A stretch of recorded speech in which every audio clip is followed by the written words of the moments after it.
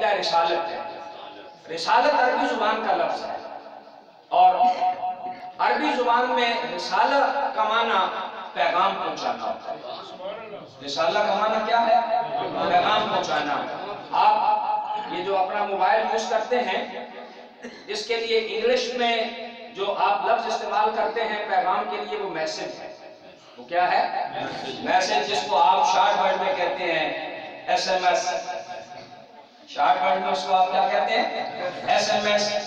یہ جو میسج ہے نا، میں نے اپنے موبائل کو کھولا اور اس پہ لکھا، اور جس نمبر پہ میں نے بھیجنا چاہا اس پہ میں نے کلک کر دیا، ٹک کر دیا، وہ نمبر جو ہے وہ لکھ دیا، اس تک وہ میرا میسج کیا چل جائے گا؟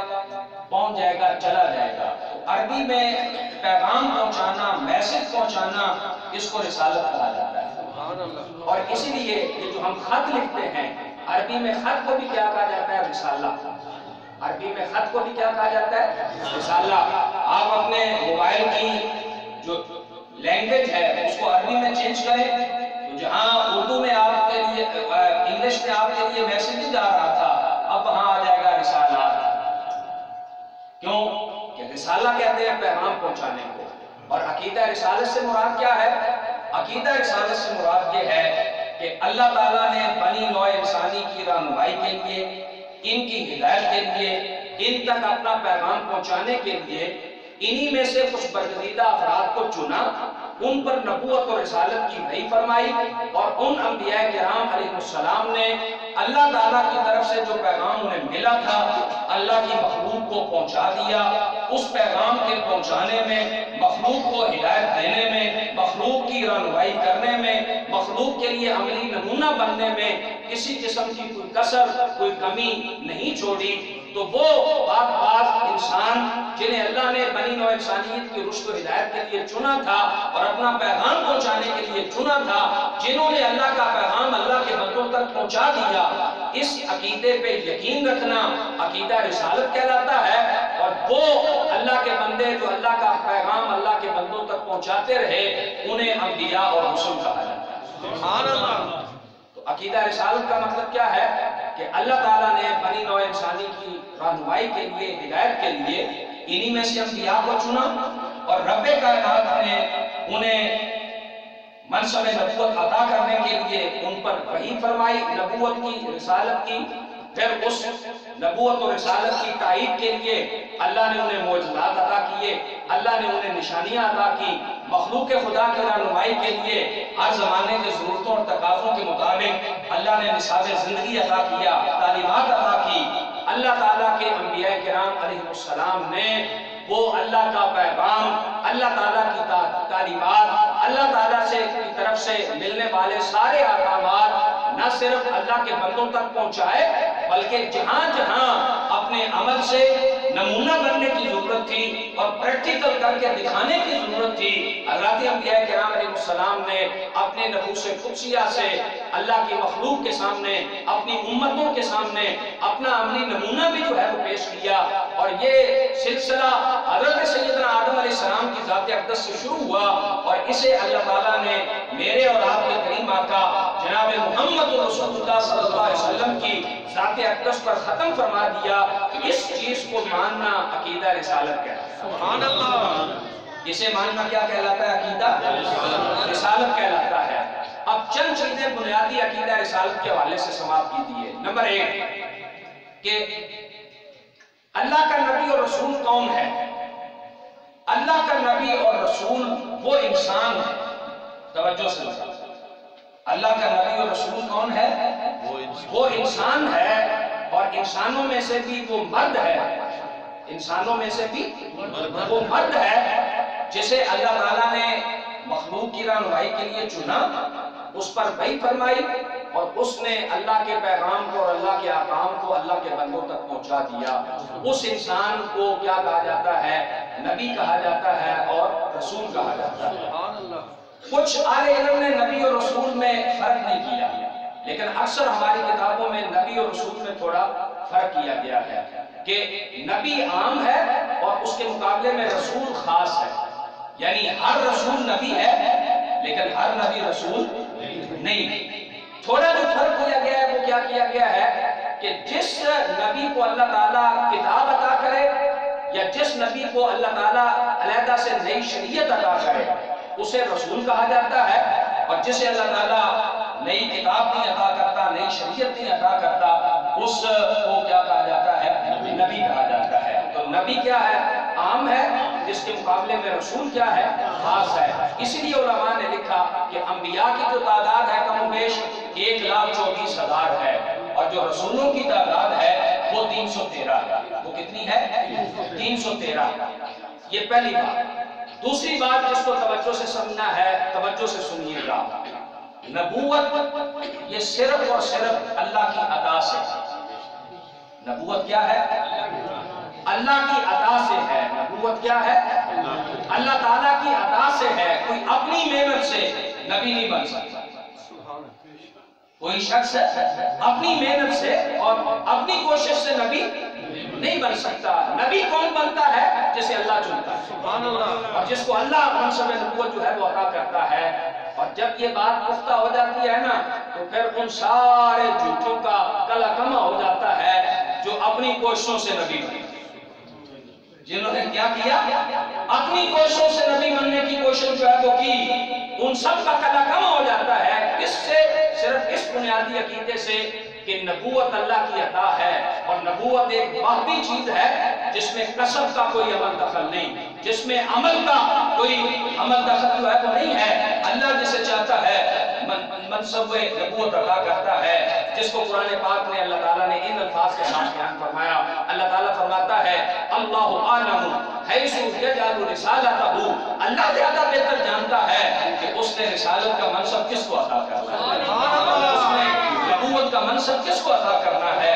اس لیے 1,24,000 انبیاء کرام علیہ السلام جن کی بعثت کا سلسلہ حضرت آدم علیہ السلام سے شروع ہوا، اور میرے اور آپ کے کریم آقا جناب محمد رسول اللہ صلی اللہ علیہ وسلم کی ذات اقدس پر مکمل اور کمپلیٹ جو ہے ہوا، وہ سارے کے سارے وہ ہیں جنہیں میرے رب نے منصب نبوت عطا کیا ہے۔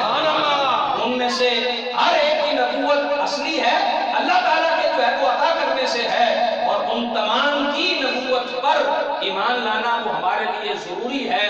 ہم اگر کسی ایک نبی کی نبوت کا بھی انکار کر دیں گے تو پھر ہم مومن باقی نہیں رہیں گے۔ اس لیے کہ قرآن مجید قرآن رشید کو جب ہم پڑھتے ہیں تو اللہ تعالیٰ نے کیا ارشاد فرمایا؟ سورہ بقرہ کا آخری رکوع جس کو بڑی فضیلت حاصل ہے، اور یہ وہ کلمات ہیں جو شب معراج اللہ تعالیٰ نے براہ راست اپنے محبوب کو خود عطا فرمایا، جس کے لیے علماء نے حدیث کی کتب کے حوالے سے جو ہے وہ لکھا ہے کہ جو بندہ ان کو یاد کر کے صبح شام اس کی تلاوت کرتا ہے وہ ہمیشہ رب کائنات کی حفظ و امان میں رہتا ہے۔ وہ کیا ہے؟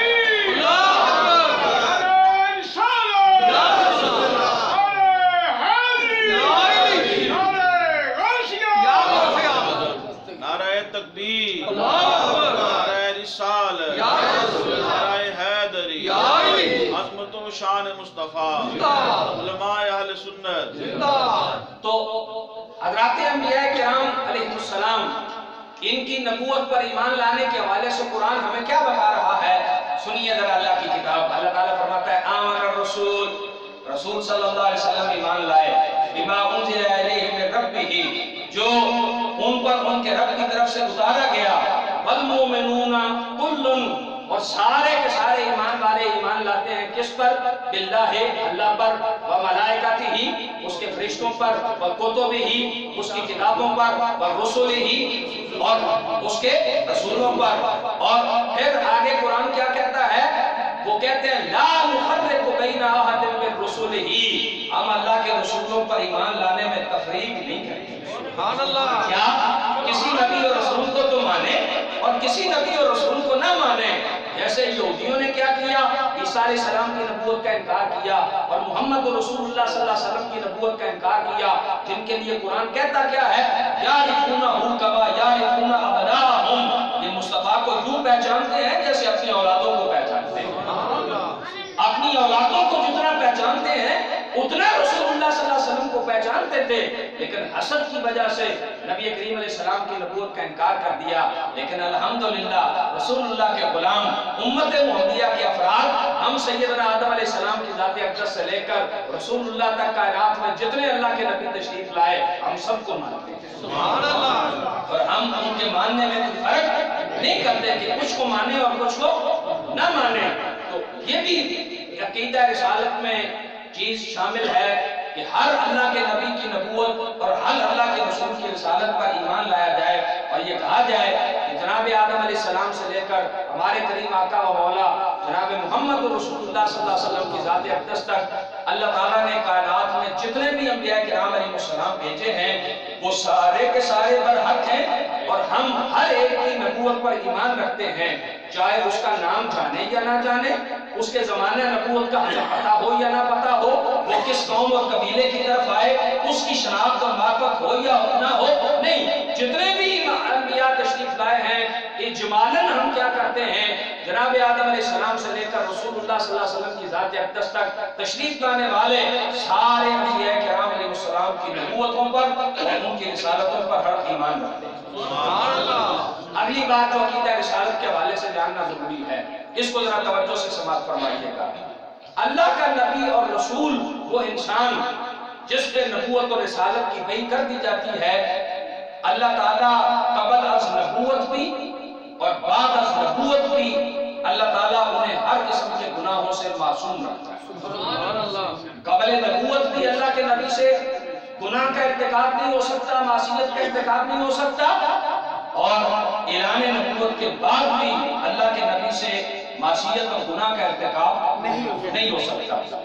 اور اسی لیے ہمارے اہل سنت کے ہاں توجہ سے اس کو سمجھنا ہے.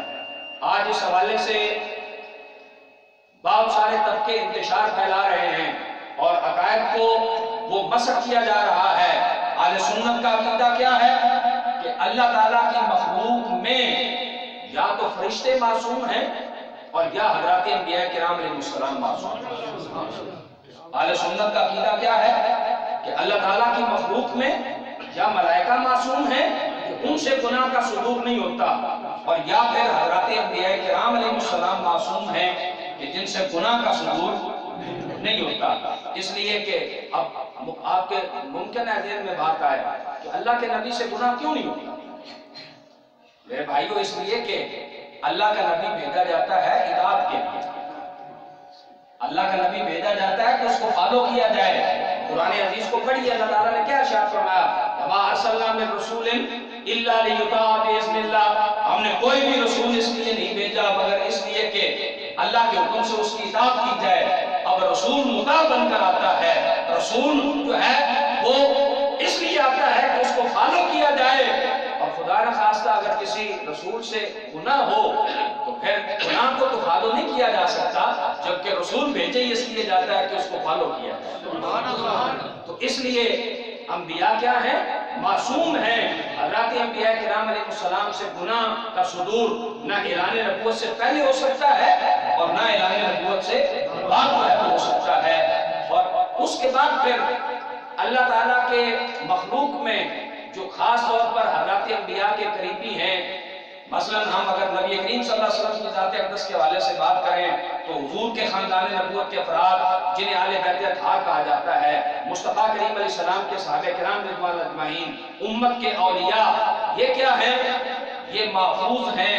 اللہ تعالیٰ نے اپنے فضل سے انہیں اپنی خاص حفاظت میں لے رکھا. لیکن یہ معصوم نہیں، ان سے خطا کا صدور ممکن ہے، ہو سکتا ہے، لیکن اللہ اپنے فضل سے انہیں اپنی خاص حفاظت میں لے لیتا ہے.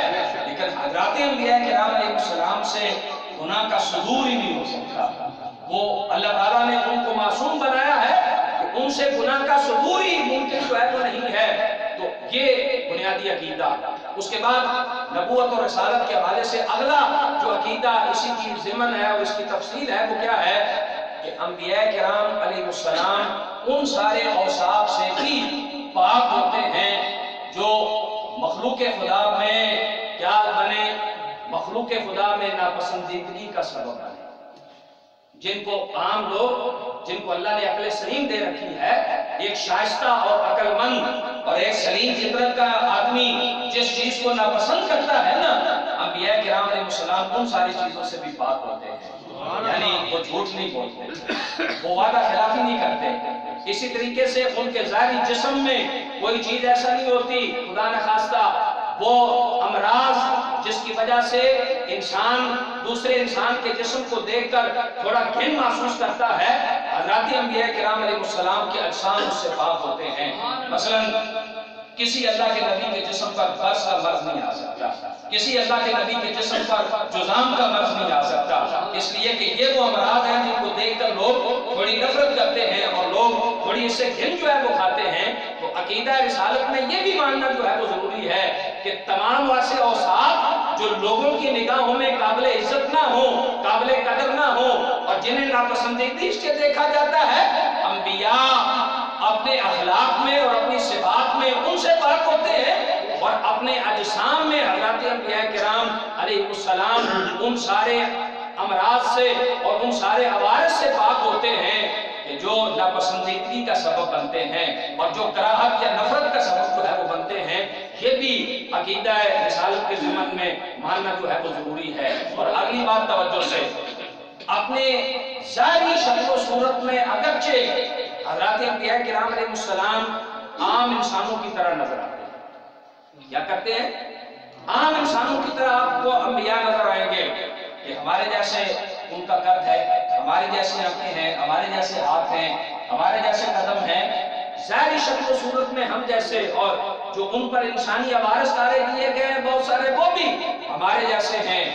لیکن حقیقت کیا ہے کہ ہمارے جسم کے جو عوارض ہیں ان کی کیفیت اور ہے اور حضرات انبیاء کرام علیہ السلام کے اجسام اور ان کے عوارض کی کیفیت جو ہے وہ اور ہے۔ اس کو ذرا میں آپ کے سامنے واضح کرنا چاہوں گا۔ رسول کریم سید عالم صلی اللہ علیہ وسلم کو مکہ والے کیا کہتے تھے، یا آپ سے پہلے جو رسول تشریف لائے، نبی تشریف لائے، ان کے بارے میں کافر کیا کہتے تھے؟ کہ وہ کہتے تھے یا کلو کما تاکلون، جیسے تم کھاتے ہو ویسے یہ بھی جو ہے وہ کھاتا ہے، یمشی فی الاسواق، یہ اللہ کا نبی بازاروں میں جو ہے وہ چلتا ہے۔ اسی لیے انہوں نے کیا کہا کہ یہ ہمارے جیسے ہیں، یہ کیا ہیں؟ ہمارے جیسے بشر ہیں۔ اب کیا دیکھ کر کہ اللہ کے نبی ہماری طرح کھاتے ہیں، ہماری طرح چلتے ہیں، ہماری طرح پیتے ہیں، ہماری طرح دیکھتے سنتے ہیں، ان کو مغالطہ لگا کہ یہ ہمارے جیسے ہیں۔ لیکن قرآن اور سنت مصطفی صلی اللہ علیہ وسلم کا مطالعہ کیا بتاتا ہے؟ اگر رسول اللہ صلی اللہ علیہ وسلم کے حوالے سے بات کروں تو نبی کریم علیہ السلام نے پتہ کیا ارشاد فرمایا؟ اللہ کے پیارے محبوب کریم علیہ السلام نے ارشاد فرمایا ایکم مثلی، تم میں سے میرے جیسا کون ہے؟ نبی کریم نے کیا فرمایا؟ ایکم مثلی۔ سامنے جناب ابو بکر بیٹھے ہیں، جناب علی بیٹھے ہیں، حضرت عثمان بیٹھے ہیں، جناب حضرت ابو بکر صدیق بیٹھے ہیں، فاروق اعظم بیٹھے ہیں، جناب طلحہ زبیر جلیل القدر مصطفیٰ کے صحابی، اور پتہ ہے کون؟ اللہ کی عزت کی قسم، جن کے سواریوں کے قدموں سے جو مٹی کے ذرے لگے نا کوئی اس جیسا بھی نہیں بن سکتا۔ سبحان اللہ، وہ میرے نبی علیہ السلام کے مخاطب ہیں اور رسول اللہ نے فرمایا ایکم مثلی، تم میں سے میرے جیسا کون ہے؟ اور یہ پتہ ہے کس موقع پہ فرمایا؟ جب رسول اللہ کو دیکھا دیکھی صحابہ نے بھی وصال کے روزے رکھنے شروع کیے کہ نبی کریم ایک روزہ رکھتے پھر اگلے روزے کی نیت کر لیتے، پھر اگلے روزے کی نیت، حضور کی دیکھا دیکھی صحابہ نے بھی روزے رکھے تو کمزور ہو گئے، وہ جسمانی طاقت نہ رہی، تو رسول اللہ صلی اللہ علیہ وسلم نے فرمایا کیا کرتے ہو؟ انہوں نے کہا یا رسول اللہ ہم وصال کے روزے رکھتے ہیں۔ نبی کریم نے فرمایا کیوں؟ عرض کی کہ انکا تواصل ہو، یا رسول اللہ آپ بھی تو رکھتے ہیں۔ میرے کریم نے پھر جواب میں پتہ کیا کہا؟ ایکم مثلی، بھئی تم میں سے میرے جیسا کون ہے؟ ابھی تو عند ربی، میں تو اپنے رب کے ہاں رات گزارتا ہوں، یطعمنی و یسقینی، مجھے کھلاتا بھی میرا رب ہے، مجھے پلاتا بھی میرا رب ہے۔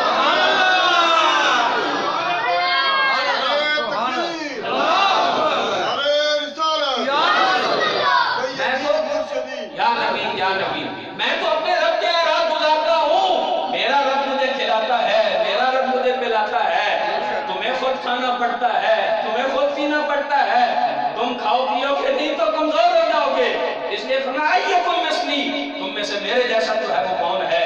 اور اس کے بعد پھر नबी करीम सैयद आलम सल्लल्लाहु अलैहि वसल्लम ने क्या इरशाद फरमाया?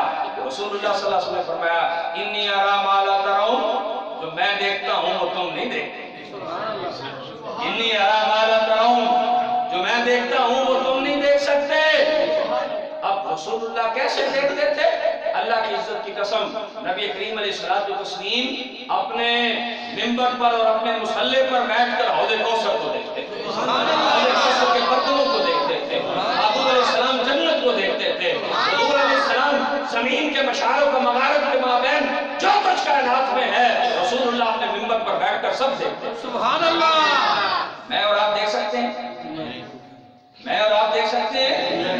कोई देख सकता है और नहीं? क्यों? मेरे और आपके जिस्मानी खवास में और अवारज में और हज़रात अंबिया किराम अलैहिस्सलाम के जिस्मानी अवारज और खवास में जमीन आसमान का फर्क है। और अगला जुमला और तवज्जो से सुनो, रसूलुल्लाह सल्लल्लाहु अलैहि वसल्लम जिस तरह मैं अपने सामने देखता हूँ, बाबू ने फरमाया मैं अपने पीछे भी ऐसे ही देखता हूँ। सुभान अल्लाह। और अगला जुमला इससे भी काबिल तवज्जो है। मेरे करीम अलैहिस्सलातु वस्सलाम ने इरशाद फरमाया, ये जो नमाज में खड़े होते हुए तेरे दिल में खुशू की कैफियत है ना, हुजूर ने फरमाया तुम्हारे दिलों का खुशू भी मैं मोहम्मद रसूलुल्लाह पे पोशीदा नहीं। सुभान अल्लाह। रब की बारगाह में झुकते हुए जो दिल की कैफियत है ना, आमना के लाल उसे भी जानते हैं। सुभान अल्लाह। हुजूर करीम अलैहिस्सलाम से वो भी पोशीदा जो है वो नहीं है। मगर अल्लाह के नबी अलैहिस्सलाम ने फरमाया, इन्नी अरा मा ला तराउन, मैं वो देखता हूँ जो तुम नहीं देखते। इन्नी अस्माउ मा ला तस्माउन, मैं वो सुनता हूँ जो तुम नहीं सुन सकते। मैं और आप महदूद लिमिटेड आवाज पर जो है वो सुनते हैं। और महबूब करीम अलैहिस्सलातु वस्सलाम कहाँ तक सुनते हैं? रसूल करीम सैयद आलम सल्लल्लाहु अलैहि वसल्लम के चचा हज़रत अब्बास बिन अब्दुल मुत्तलिब ने रसूल करीम अलैहिस्सलाम से अर्ज़ की, चचा बेटा मोहम्मद सल्लल्लाहु अलैहि वसल्लम, तुम्हारे बचपन से ही मुझे पता था मेरा भतीजा बड़ी शान वाला है। सुभान अल्लाह। रसूलुल्लाह सल्लल्लाहु अलैहि वसल्लम ने फरमाया, चचा क्या देखा बचपन में? कहा कि जब आप बूढ़े में थे तो मैं देखता जिधर जिधर आपकी उंगली इशारा करती थी चांद सितारे उधर जाते थे। सुभान अल्लाह। और मुझे मालूम हो गया कि मेरा बेटा मोहम्मद बड़ी शान वाला है और मेरा भतीजा मकाम वाला जो है वो होगा। नबी करीम अलैहिस्सलाम ने फरमाया, चचा इससे भी ताज्जुब वाली बात ना आपको बताएं? अर्ज़ किया रसूलुल्लाह सल्लल्लाहु अलैहि वसल्लम फरमाइए। नबी करीम अलैहिस्सलाम ने फरमाया, जब हम अपनी अम्मा जान के मुबारक शिकम में थे और लौहे महफूज पे अल्लाह के हुक्म से चलने के लिए कलम चलती थी ना, तो मैं अपनी माँ के पेट में लौहे महफूज पर चलने वाली कलम की आवाज को भी सुनता। सुभान अल्लाह। अल्लाह अकबर। नारे रिसालत। या अल्लाह। नारे हैदरी। या अब क्या है? ये फर्क है जो करना जो है वो चाहिए, और ये फर्क नहीं करेंगे तो फिर बंदा भटक जाता है और फिर अकीदा मुतज़लज़ल हो जाता है और अकीदे में खराबी पैदा जो है वो हो जाती है। अब ये हज़रत अंबिया किराम अलैहिस्सलाम की रिसालत के हवाले से अकीदे में ये बात जानना जो है वो जरूरी है। और अगली बात तवज्जो से समझिए, हज़रत अंबिया किराम अलैहिस्सलाम अपनी हयात ज़ाहरी की तरह अपनी बरज़खी हयात में भी जिंदा है। सुभान अल्लाह। जिस तरह अंबिया किराम अलैहिस्सलाम अपनी इस ज़ाहरी हयात में, जिसको दुनिया की जिंदगी कहते हैं ना, जिस तरह इस तरह जिंदा है, हज़रत अंबिया किराम अलैहिस्सलाम अपनी कुबूर में भी इसी तरीके से जिंदा हैं। और कैसे जिंदा हैं कि पूरी कायनात पे हज़रत अंबिया किराम अलैहिस्सलाम की तवज्जो है और हज़रत अंबिया किराम अलैहिस्सलाम अल्लाह के इज़्न से कायनात में जहाँ जहाँ जाना चाहे तशरीफ ले जाते हैं। सुभान अल्लाह। रिसालत के हवाले से इस अकीदे को भी जानना जरूरी है और इस पर ईमान रखना जरूरी है, जिसको नबी करीम सैयद आलम सल्लल्लाहु अलैहि वसल्लम ने इरशाद फरमाया। अल्लाह के महबूब अलैहिस्सलाम फरमाते हैं, इन्नल्लाह हर्रम अलल अर्दि अन ताकुला अजसादल अंबिया, अल्लाह ने जमीन पर हराम करार दिया कि जमीन किसी अल्लाह के नबी के जिस्म को जो है वो खाए।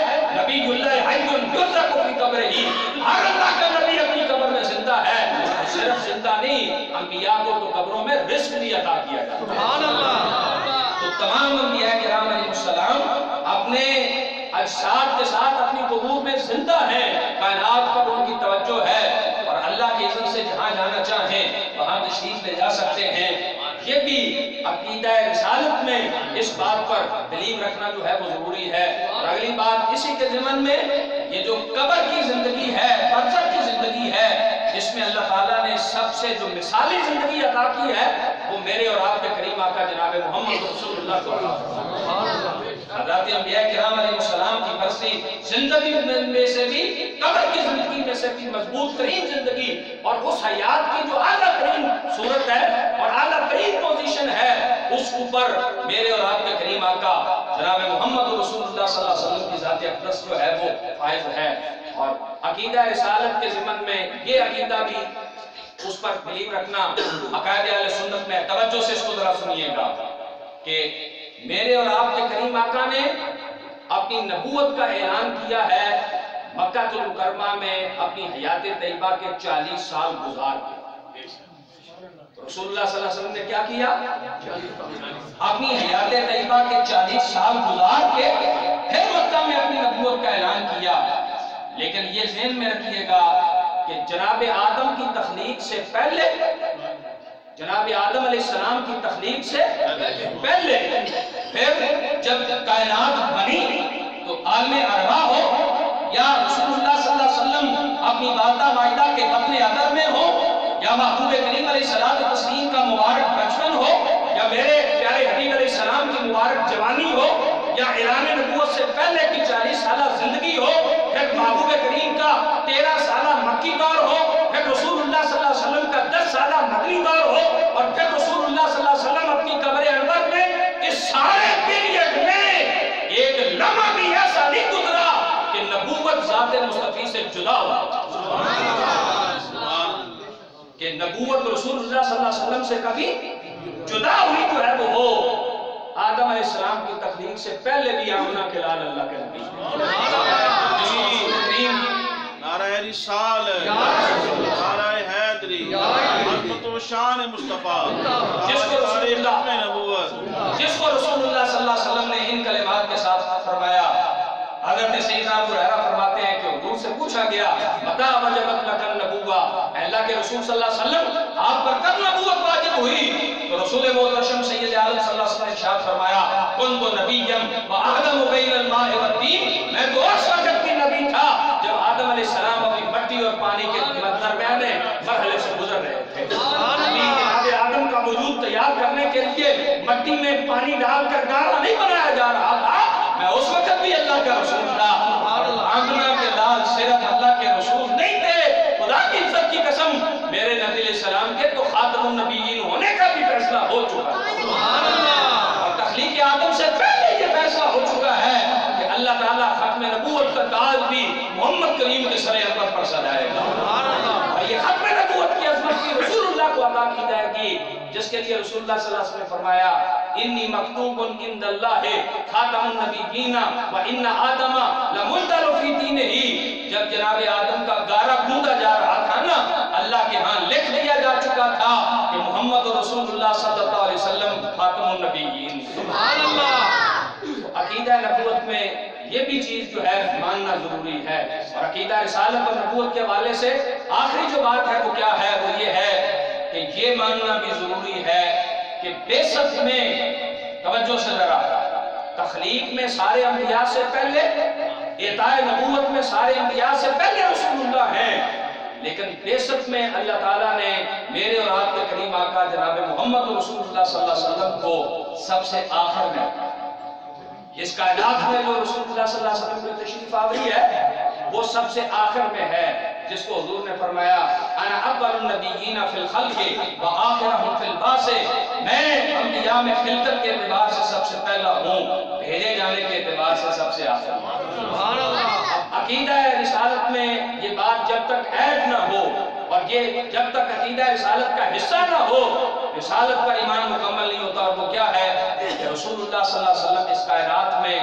اللہ کے آخری نبی بن کر اور آخری رسول بن کر تشریف لائے ہیں۔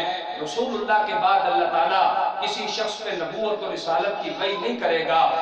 میرے کریم آقا علیہ الصلوۃ والتسلیم کے اعلان نبوت کے بعد جو بھی شخص یہ دعویٰ کرے کہ اس پر اللہ نے نبوت کی وحی کی ہے، رسالت کی وحی کی ہے، وہ دجال ہے، وہ کذاب ہے، وہ ملعون ہے، اور انسان کہلانے کا بھی وہ حقدار جو ہے وہ نہیں ہے۔ اس یقین کے ساتھ عقیدہ رسالت کو ماننا، اسے عقیدہ ختم نبوت جو ہے وہ کہا جاتا ہے، اور جو عقیدہ رسالت کا ایسا جز ہے عقیدہ رسالت سے جدا نہیں ہو سکتا، اور عقیدہ رسالت پر اس وقت تک ایمان مکمل نہیں ہو سکتا۔ اسی لیے الحمدللہ ہمارے مسلمانوں کے ہاں رسول اللہ صلی اللہ علیہ وسلم کے بعد جس شخص نے بھی یہ دعویٰ کیا کہ اسے حضور کے بعد منصب نبوت و رسالت عطا کیا گیا ہے، امت کا متفقہ فیصلہ ہے کہ وہ دجال ہے، وہ کذاب ہے، کیونکہ آمنہ کے لال نے یہ فرما دیا لا تقوم الساعہ، اس وقت تک قیامت قائم نہیں ہوگی حتی یبعث دجالون کذابون قریبا من 30، جب تک 30 کے قریب بڑے بڑے دجال اور جھوٹے دنیا میں نہیں آئیں گے اور وہ گمان کریں گے انہ رسول اللہ، وہ اللہ کا رسول ہے۔ حالانکہ رسول کریم علیہ السلام نے فرمایا ان کانت النبوۃ والرسالۃ، نبوت بھی منقطع ہو چکی، رسالت بھی منقطع ہو چکی، لا نبی بعدی ولا رسول بعدی، میرے بعد اب نہ کوئی نبی بنے گا نہ کوئی رسول جو ہے تو بنے گا، میرے بعد آئے گی تو قیامت، میرے بعد آئے گی تو کیا آئے گی؟ قیامت جو ہے تو آئے گی۔ یہ جو عقیدہ ختم نبوت ہے اس پہ یقین بھی یہ عقیدہ رسالت پر ایمان ہے، اور یہ عقیدہ رسالت کا حصہ ہے۔ اللہ تعالیٰ کی بارگاہ میں دعا ہے کہ میں نے قرآن و سنت کی روشنی میں دین اسلام کے اور عقائد اہل سنت میں جو بنیادی جو عقیدے ہیں، عقیدہ توحید اور عقیدہ رسالت، اس پہ جو کچھ معروضات درس کی ہیں، اللہ تعالیٰ ہمیں ان کا فہم عطا کرے، ساری زندگی ان پہ غیر متزلزل اور پختہ یقین اور ایمان عطا کرے، اور اس کے پھر جو تقاضے ہیں، اس کے پھر جو تقاضے ہیں، اللہ تعالیٰ ہم سب کو اس پہ عمل پیرا ہونے کی توفیق عطا فرمائے۔ وآخر دعوانا ان الحمدللہ رب العالمین۔ باقی جو عقائد اہل سنت ہیں وہ انشاءاللہ زندگی میں کبھی موقع ملا، ایک نشست میں آپ کو پتہ ہے ساری چیزوں پہ نہیں ہو سکتا۔